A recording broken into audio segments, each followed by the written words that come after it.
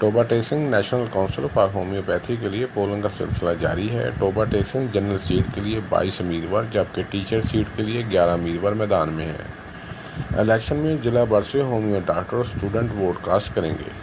Toba टेक्सिंग में total voter 906 voter हैं जो अपना हक दही इस्तेमाल करेंगे।